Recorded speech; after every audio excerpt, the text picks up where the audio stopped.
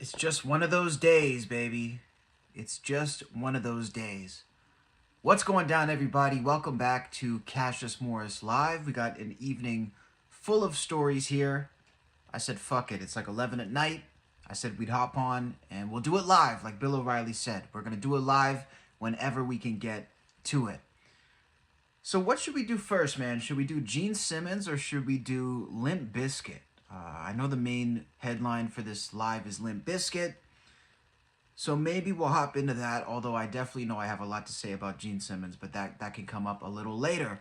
So Limp Bizkit and their frontman, Fred Durst, as you guys can see here in this news clipping, are suing their record label, Universal Music, for $200 million, and also making the shocking claim that the band has received zero royalties from Universal Music. That is zero royalties. Now let's read through this article here on Billboard, because it's definitely, I mean, this is kind of hard to wrap my head around, because how exactly can you conceal $200 million from an artist that you are signing to your label?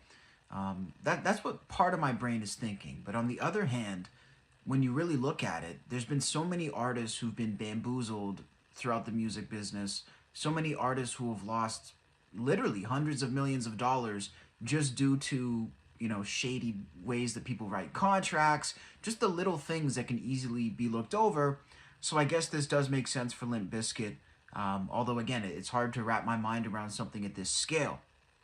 But Billboard reports that Limp Bizkit and frontman Fred Durst are suing Universal Music Group over allegations that the label owes the band more than $200 million, with Durst's lawyers writing that he had not seen a dime in royalties over the decades that they've been signed to Universal Music. Which again, at what point are we going to sort of wake up and ask about this? Like, I know that Fred Durst is a rich guy, but you would imagine that if you're not making money from a company you're signed to over 20 years or 15 years, you would probably notice at some point. Again, this is what you would think. But the other part of my brain, again, is saying we don't realize what it's like for all these guys who have all these people working for them with all these different contracts. And the thing is, too, that when you're famous like that and you have an accountant and you have somebody at the record label to look after the books and you have all these people, you should be able to trust them, right? So I feel like a lot of these artists, they come in, they hire all these folks to take care of their money and their finances and their contracts, and they assume that they're actually taken care of, which they should be, by the way.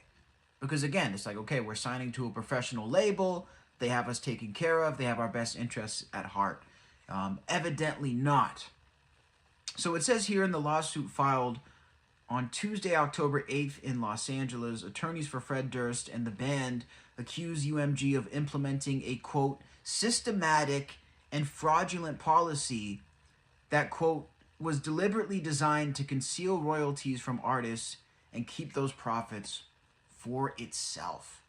It continues that Universal Music Group's creation of such a system, while holding itself out as a company that prides itself on investing in and protecting its artists, makes plaintiffs' discovery of UMG's scheme all the more appalling and unsettling. This is all written here from Fred Durst's lawyers, by the way. His lawyers add that possibly hundreds of other artists had also unfairly had their royalties wrongfully withheld for years. So I can't believe the whole chat is Diddy, by the way. You guys are throwing me off. You guys are hilarious. I got to come back on and do a Diddy stream tomorrow. We'll do that.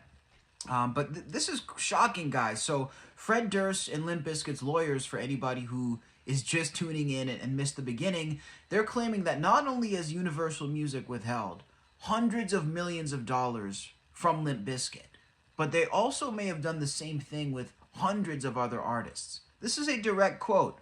Possibly hundreds of other artists had also been treated unfairly and had their royalties wrongly withheld for years. Now, we got to look at some artists who have been on Universal. Let's take a look at some artists who had issues, because, okay, here we go. So other artists who have been victims of Universal Music Group include Drake, Taylor Swift, Bad Bunny, Michael Jackson, and Kendrick Lamar. These are all people who have had battles with Universal Music. Let's see if we can read a little bit more into this article here explaining the lawsuit with Limp Bizkit. Billboard continues in a stunning claim. Durst alleges that as recently as August, Limp Bizkit had never received any royalties from Universal Music Group, despite the band's huge success during its turn-of-the-century peak. The lawyer said the band's albums had all sold millions of copies and that Limp Bizkit continues to have millions of streaming users per month on Spotify alone. Which is true, by the way. Let's go ahead and look up Limp Bizkit on Spotify just to see how many followers they have. I'll read it out here. So as of now, when I check on Spotify on the computer here, Limp Bizkit has a current total of 16 million monthly listeners. That's 16 million, okay? So you'd have to imagine Universal Music is generating a pretty decent profit off of that. You know, I was thinking about this earlier today too, because like an artist like Future, for example, he's on Universal. So I was listening to some Future earlier today, and he was geeking off how rich he is. Like, the guy was just talking about how rich he is. He loves how rich he is, and he's been getting richer his whole career. And I was thinking, that's great and all, but if this guy is that rich, like an independent artist, well, not independent, but like an individual artist who is worth hundreds of millions, just imagine what that label is taking home. I mean, we look at the artists like, you know, I mentioned hip-hop artists because they're the ones who are richer nowadays. A Future or a Drake or a Weeknd, who are all signed to Universal Music. These guys are incredibly independently wealthy. But just imagine the amount of money that Universal Music is making off these guys. You know, Limp Bizkit may have been at the level of a Future or a Drake in the 90s when it comes to generating income, because they were one of the biggest bands in the world, okay? So, you know, I wouldn't say they're at that level now, but nonetheless, 16 million monthly listeners on one streaming platform, not to mention YouTube royalties, not to mention their huge comeback tour. And they're still on tour now, by the way. Like, I think Limp Bizkit did 2 tours in a row or something. So Limp Bizkit has been doing lots, and I think they're earning tons of money. The other thing we have to acknowledge here is even if they're making 2 cents for Universal, that's 2 cents that they're owed. Okay, so it's, I know we can look at who's bigger, you know, who's generating more money. At the end of the day, though, that doesn't really matter, because again, if I'm making you a penny, I want my share, and I deserve that share. So it's definitely questionable. To wrap up this article here, and again, for anybody who's just joining, Limp Bizkit is currently suing their record label for $200 million, claiming they have not seen a single penny of the money that was owed to them by this record label for generating millions and millions, billions of dollars. I'll say it like Trump. Billions and billions of dollars. Yeah, so again, this is shocking, man. Look, all I can say is I hope it's not true. You know, I would imagine that if they're suing for this amount, there's probably something to it.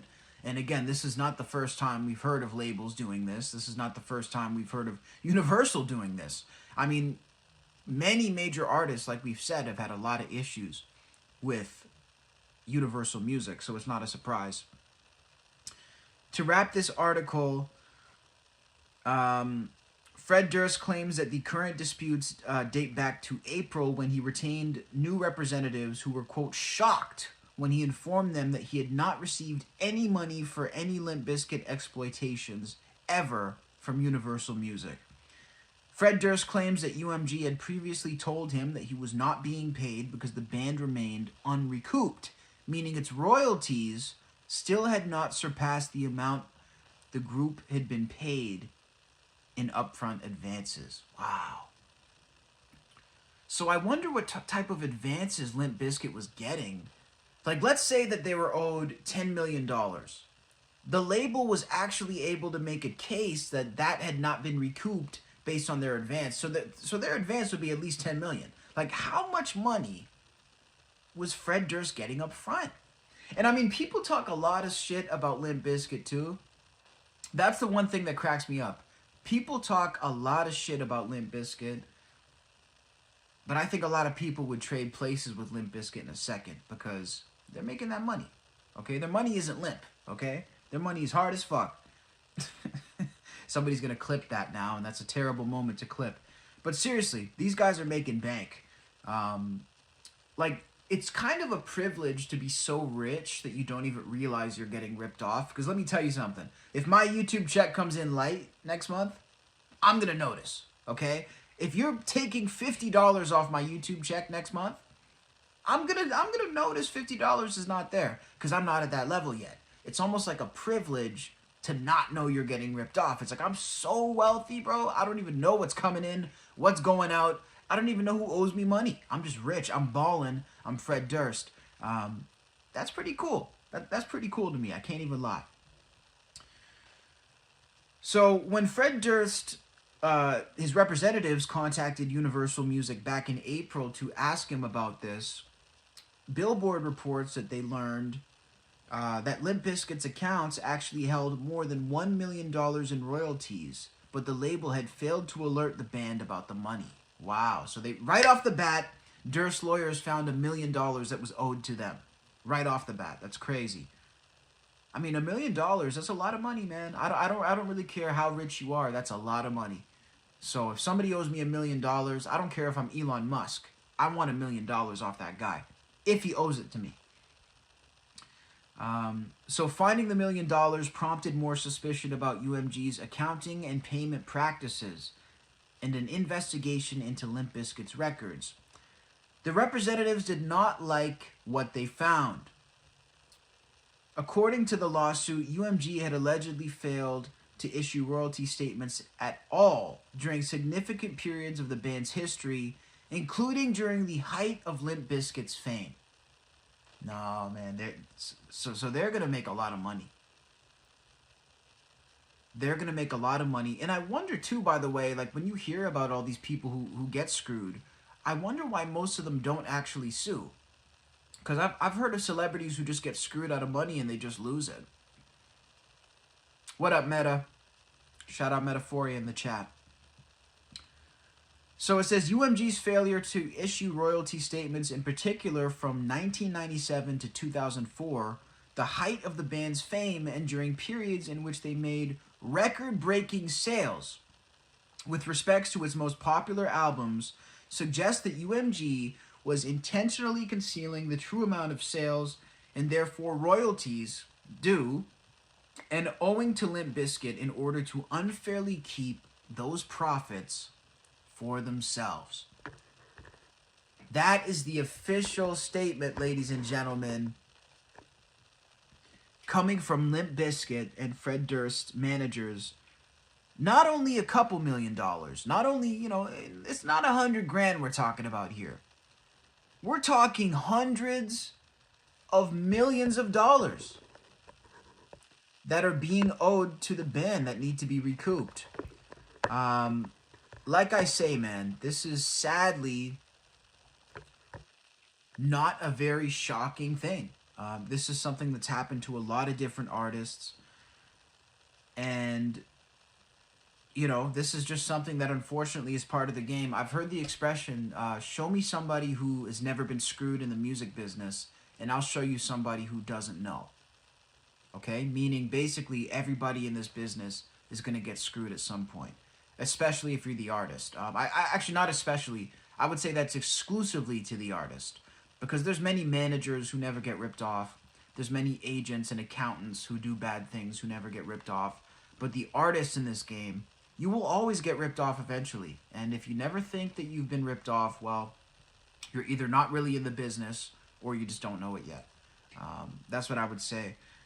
To close, it says that Universal Music had paid, their counter argument to this as to why they don't owe anything is that they had paid $43 million in advances to Limp Bizkit over the years. $43 million in advances, guys. So I would imagine the label is making $150, $200 million off them easy. Like, if they're dropping an album in 1997 and they're going to front them like 20 mil, they got to be making at least 100 off it, right? I mean, it stuns me the amount of money that these labels make. But let me know what you guys think down below in the comments about Limp Bizkit suing their record label for $200 million. What do you guys think? Will they get the money? Will they get ripped off? Yet again, I would personally say I think they're going to get a lot of the money. I don't think they're going to get $200 million, but I do think they're going to get a lot of the money. And I also think this is really good that if this comes out to be true, that this is exposed. Because again, these record labels steal so much money, guys, from the artists, and they're making quadruple what these guys are making.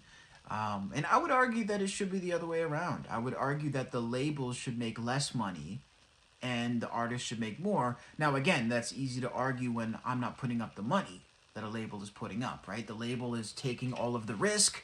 It kind of makes sense why the house would take home more in terms of the people who are putting out more risk, bringing home more reward. It kind of makes sense.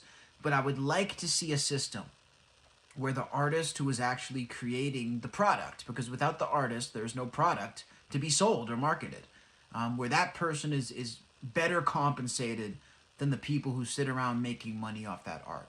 That is a day that I would love to see, and that is a day that I hope to see. Let me know what you guys think down below in the comments about Limp Bizkit. He's probably ready to break some shit today, boy. It's just one of those days. Fred Durst woke up. He saw he was owed $200 million. It was one of those motherfucking days, man. I guarantee that was one of those days.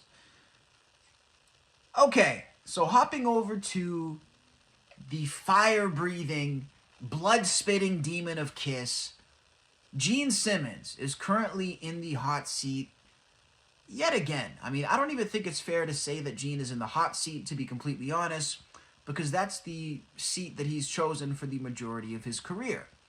But Gene Simmons is under fire after his guest appearance on Dancing with the Stars. Now, we're going to play the clip because I can show you better than I can tell you.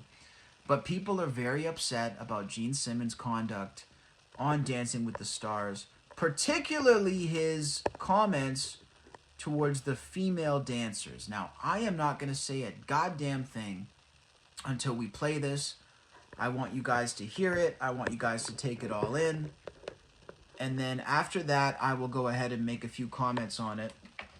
And I will have to sort of be quiet while this plays,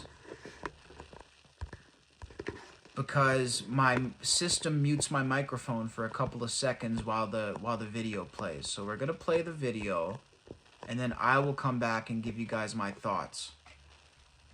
So here's the video clip of Gene Simmons live on Dancing with the Stars. We will let it speak for itself. Let's check it out. Says he compliments the pro dancer. You know, this is a brand new experience for me, and it's difficult to look at both of you and to figure out which one is more hot. Danny, I'm telling you, you're right next to somebody, one of the more beautiful women on the planet. She makes you look good, but... Later in the show, the 75-year-old again draws attention when giving feedback on actress Chandler Kinney and partner Brandon Armstrong's jive routine. Chandler, you fogged up my glasses. Oh.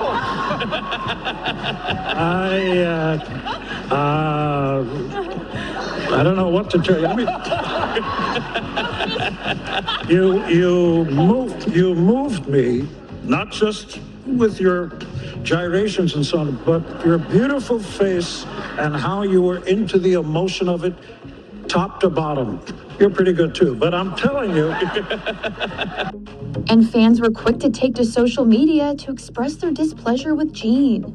With one viewer writing on X, Gene Simmons' comments about the ladies are giving the energy of the gross uncle who corners you at the reunion. Another post, Gene Simmons is seriously sucking all the energy out of the ballroom with his creepy comments about the female dancers. And it seems that viewers weren't the only ones feeling some type of way about the former Kiss member's comments. Pro dancer Brandon shares his thoughts on Gene's strong reaction to his partner Chandler telling Us Weekly following the show, "I'm getting blasted for that already. I said, hold up now. I have 2 little sisters. I heard it. I said, wait, wait, wait. E! News has reached out to reps for Gene and ABC for comment, but hasn't yet heard back.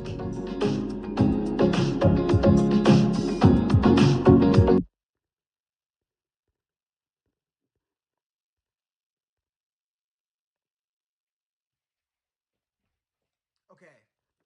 Let me know if you guys can hear me, because sometimes after I play a video, it will mute my mic for like 15 seconds.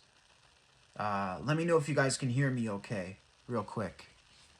I'll take a second just in case, because I want to get this point out. What up, Robin? So, there you go. Gene Simmons live on Dancing with the Stars. That was the clip. That was the clip, guys. That was so controversial. That was the clip that apparently has this guy in the hot seat. Now, I personally don't understand anything about the reaction to this. Why were people offended? I don't know. Really, all that I see in this clip is Gene Simmons being Gene Simmons. He's completely acting like his normal self. And again, the thing about Gene, and I was saying it cut out now. I don't know if you guys can even hear me at this point. I hope you can. The thing about Gene is that he has an aversion to being overly serious, okay? So especially when he's in a situation where he has to be on for the camera.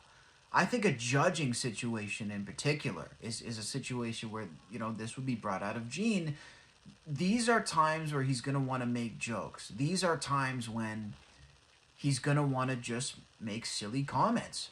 And in terms of what he actually said, and people trying to frame this as him being predatory towards women or trying to make women uncomfortable, I mean, guys, give me a break. Like, I don't know how sensitive the people who watch this show are, but apparently you're very sensitive, because there was nothing wrong said at all. Basically, he called a girl beautiful. And listen, if we're in a world in 2024, almost 2025, where you cannot call a woman beautiful, I do not know where we've gone wrong as a society. I really don't. I mean, for people to be walking on eggshells this much, and for it to be such a foreign concept, for a man to tell a woman that she's beautiful, I think it's sad and it's concerning. You know, in what reality should that not be okay? You know, I think if you're being inappropriate, absolutely. That's you know, that's not cool. If you're making somebody uncomfortable, and you know, doing too much, okay, that's different. But if you're just saying to somebody who's a dancer, who is on television, that this is a person who's clearly looking for some form of attention, for some form of recognition, to tell a performer that their performance was beautiful and that they're beautiful while performing, I think is completely normal. You know, we are in such a strange world now where any form of masculinity is considered toxic. So it doesn't matter if it is or not. Any form of being masculine, any form of dominance, any form of male energy, basically at this point, that is traditional, is shunned as inappropriate. To be called a creepy uncle for saying that a girl is beautiful, that is bizarre to me. But again, we are witnessing the attack in the last decade or so on all things masculine. We are witnessing the tear down of masculinity in real time.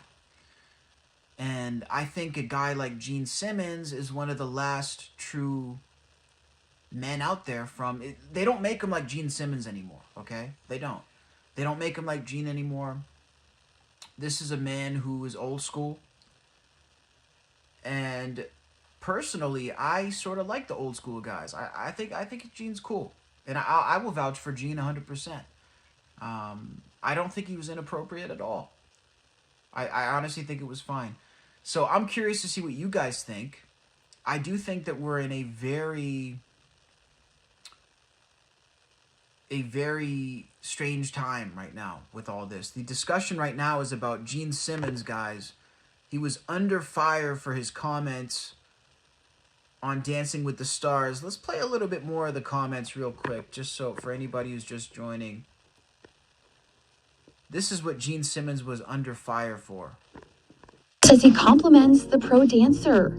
You know, this is a brand new experience for me, and it's difficult to look at both of you and to figure out which one is more hot, hot, hot. I mean, even just there, bro, he's clearly joking. The guy said a man was hot. You think he's serious? He's obviously not. He wasn't even serious there. Says he compliments the pro dancer. You know, this is a brand new experience for next to somebody, one of the more beautiful women on the planet. She makes you look good, but...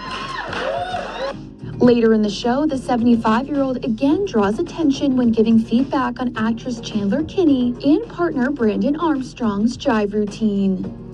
Chandler, you fogged up my glasses.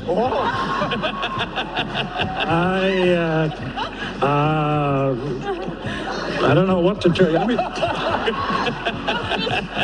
you moved me, not just with your gyrations and so on, but your beautiful face and how you were into the emotion of it, top to bottom.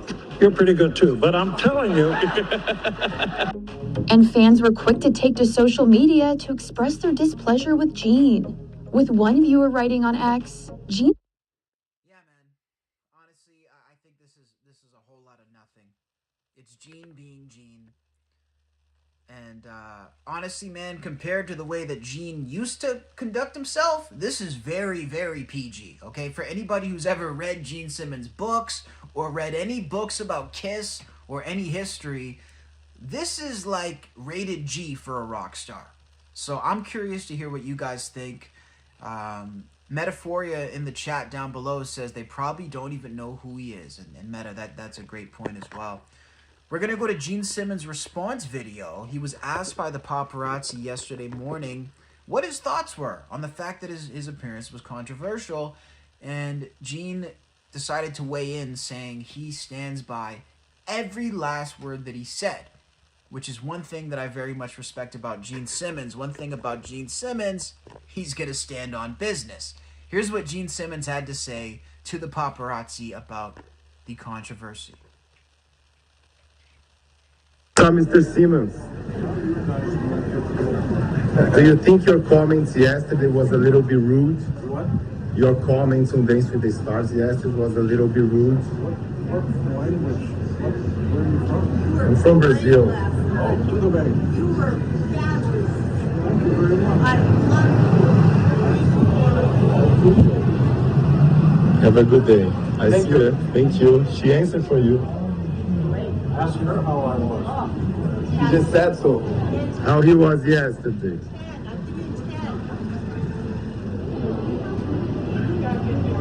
We're a big fan of you, by the way. All media is clickbait. I stand by every word I said. I had a great time. The contestants were great. The show was great. Watch the show. I will. Thank you so It's a lot much. of fun. But media, everybody's got something to say. Watch the show. It was a lot of fun. Everybody had a great time. Thank you so much. Thank you. Enjoy the day.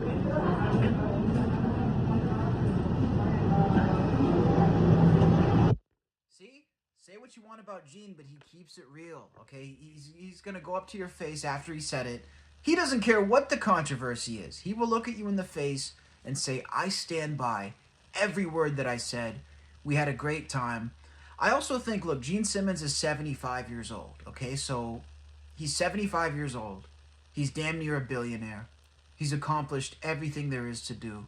He doesn't give a fuck anymore, okay? Gene Simmons is not concerned about your thoughts.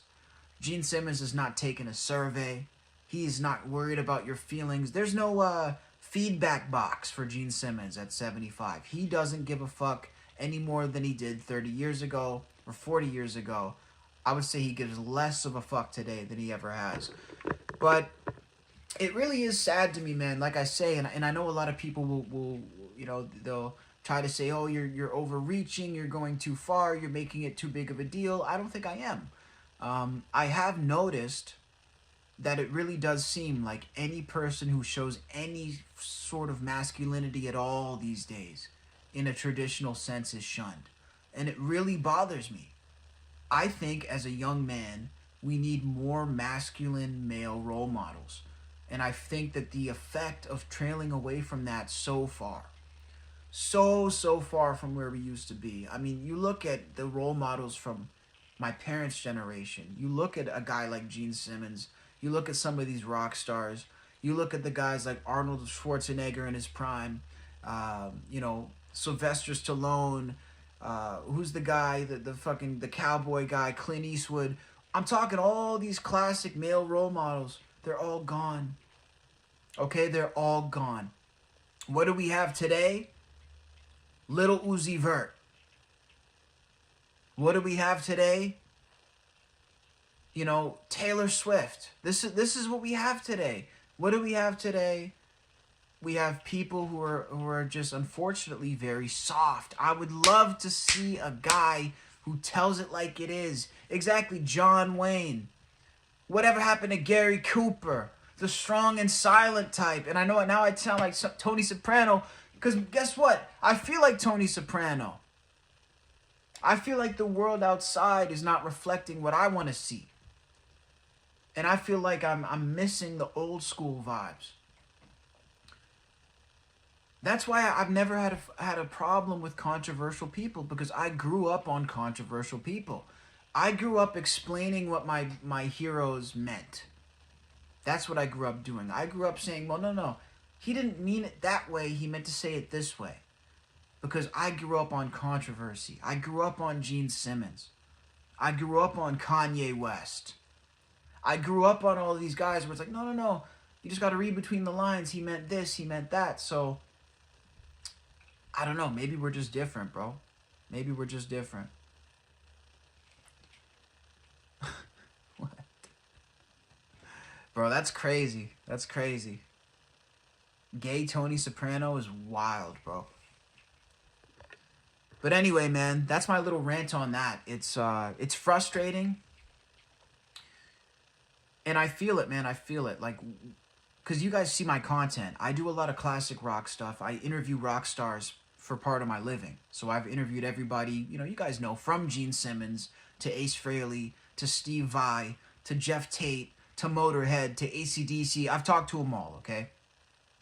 And the one thing that I noticed compared to the, like the rock stuff compared to my other content, because I interview the rappers, I interview the modern day guys, I talk to the SoundCloud kids, I talk to all these people. The number one thing that I notice is that it's like the rock guys are living, it's like they're from a different planet. Honestly, it's like the mentality of these old school guys is just so refreshing, and it's like a time capsule, because it's gone. We will never see, and I hope to be amongst the last of the real ones. Like, I'm literally just at the cutoff of the real motherfuckers who came before me. I feel like I'm one of the last ones. I'm one of the last ones, at least I try to be, because I'm not going down the fake road. It's just different, man. Get what I'm saying? Ed Dizo in the chat. You get what I'm saying, guys? You guys get what I'm saying. Shout out Robin. Shout out Don.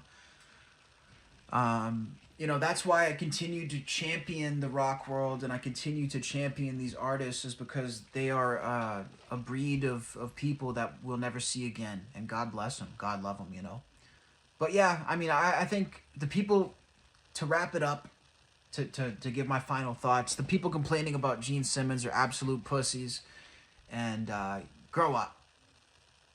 Get a fucking backbone. And I would also go as far to say that if you actually have the luxury, and yes, I will call it exactly that, the luxury to be offended about Gene Simmons' word choice, with everything that's going on in the world right now, you have the luxury to be offended by that, then you are incredibly privileged. That's what I would say. Incredibly privileged.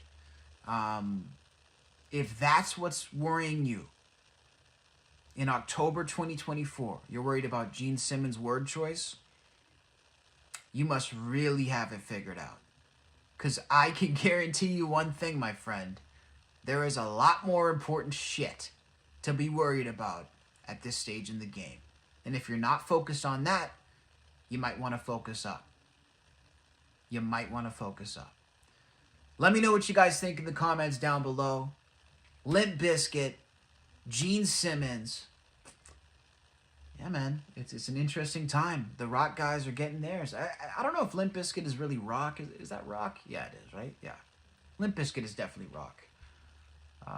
Yeah, man, it's good to see them getting theirs. So, listen, if you enjoyed this stream, make sure to double tap your screen if you're watching on your phone.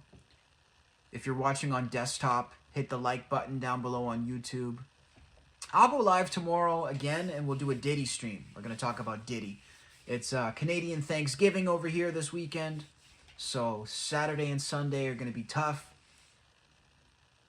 But we'll do a morning stream tomorrow talking about Diddy. I also have an interview tomorrow with Brian Wheat of Tesla, who's coming on to talk about his new band, and we'll do some Tesla questions as well. So make sure to come check that out, guys.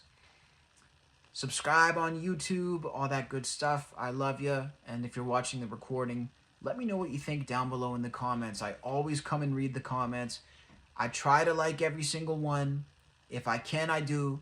But just know that basically every comment is read by me. So please share your thoughts. I love to hear what you guys have to say. Enjoy the rest of your Friday night. Love you guys. Take care.